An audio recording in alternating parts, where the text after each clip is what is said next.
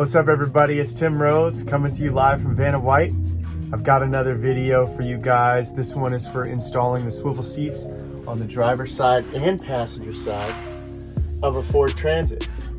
So I hope you enjoy this video, and if you have any questions about stuff that went unanswered during the video, if you have any comments that you want to give me, go ahead and leave those and let's get to it. So we got the Scopema driver and passenger swivel seats. First thing that you're going to need is a T40 wrench thing, and we're gonna take the seats out. What I want to do before you take the seats off is you got to unplug the battery, and the reason for that is you're gonna have to disconnect the airbag sensors on both seats. So to not fuck up the airbag sensor, just disconnect power to the whole van first, okay?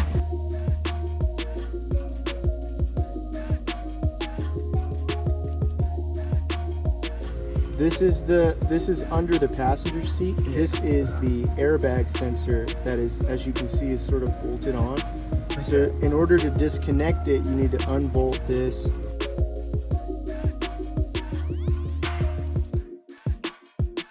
Once you unbolt it, it comes right off, and you should be able to just lift the seat right out.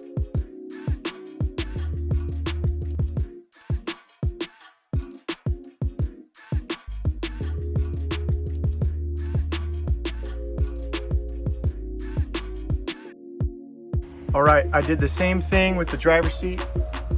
You don't need to unhook the seat belt, but yeah, just detach the nut for the seat belt sensor and unscrew the 4 T-bolts on the rails and lift it right off. I also popped off the e-brake cover. The driver's side, you're gonna need to mess with the e-brake. So before you put the passenger side swivel seat on, in order for the seat to swivel freely, you need to grind off this little handle. So we just did that, took 2 seconds, was not bad at all. So I believe we're ready to install the passenger side seat swivel. It looks like the stickers that it comes with are supposed to be facing up, and the base plate, you got to open the swivel to get to the bolts on the base plate.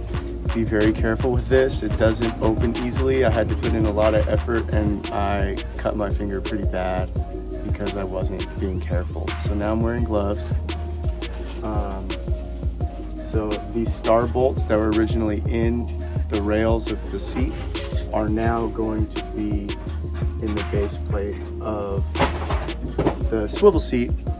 And the reason for that is there's some welded nuts on the underside of the seat carriage here. So make sure that you're using the original seat hardware, and then you use the hardware, I believe, that it comes with to bolt down the seat to the top plate. So let's get to it.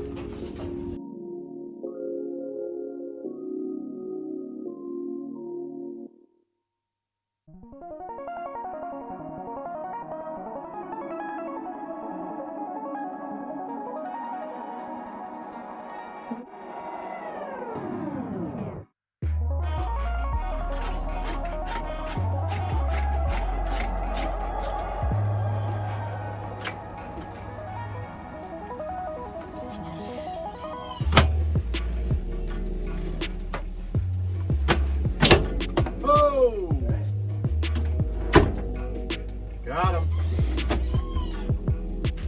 All right, passenger side is done. Tips for the Ys here, some words from the Ys. The sliding rails on the bottom of the seat move independent of each other. They will not stay lined up if you let the seat release go and start moving the rails on the bottom one at a time. All right, so I'm on the driver's side swivel seat now. Things are going okay. The Scopema brand, these French guys, the instructions are not very good and they're in French. One thing is for sure, you have to lower the e-brake. So to lower the e-brake, you basically take the existing bolt holes in the driver bucket and you use 2 lower ones. Now the Scopema brand gives you a bracket. Looks like this. And the bracket is supposed to help you lower it by using the lower holes instead of the top ones. Now, these holes didn't line up. We tried boring out the holes a little bit. It's pretty high grade steel on both ends, both the Ford part and this French bracket. All the other tutorials online and stuff that I saw basically just, instead of using these 3 bolts, which is how many bolts are used to attach the e-brake to the seat, they just knock that down to 2 and lower it. That's what I did, because this bracket doesn't fit. What's up, guys? I didn't exactly make an audio part for this, but essentially what you need to do is grind off the thin metal base plate that you see here, and then there is a welded nut on the e-brake itself that you also need to grind off. And once those 2 pieces are grinded off, then you can lower the e-brake on the existing holes in the seat base. So like I said, this bracket, the holes didn't line up. So we just used a flat washer to go where the e-brake sensor gasket was. And we used that. And we're calling that a day. So it's secured. Definitely still works. I can hear it disengaging. And we can move on. Now I opted for the Scopema brand. And the reason I opted for the Scopema brand is I read a bunch of van life articles about it, and it just seemed the most straightforward to install. It seemed like they squeaked the least out of all of them, and it also the clearance was lower than the other brands, so they were super expensive. I think the passenger side one was $400 or $300 or something like that, and the driver side one was like $400 or $500 plus shipping. So I think in total I spent about $1,200 on both of these. And was it worth it? I mean, you tell me. I'm just chilling in a Starbucks parking lot living my best life. So yeah, I'd say it was worth it. I record music in here, so when artists are in here, when producers are in here and we're making beats, they have some place to sit. I have some place to read. You know, when I'm chilling at the beach with the door open, I can sit in these comfy seats, and with my neoprene seat covers, I don't have to worry about sand or salt water ruining them. Man, I'm just really happy. The only downside, I think the price is really the only thing that I have negative to say about it. I think the reason that mine were so expensive is because the distributor was running low and then they jacked the price up. So if you can score these for cheaper, let me know where, and I'll put the family on. Okay, so you probably are wondering what happened after we installed the e-brake again. Well, the process is exactly the same as the passenger side.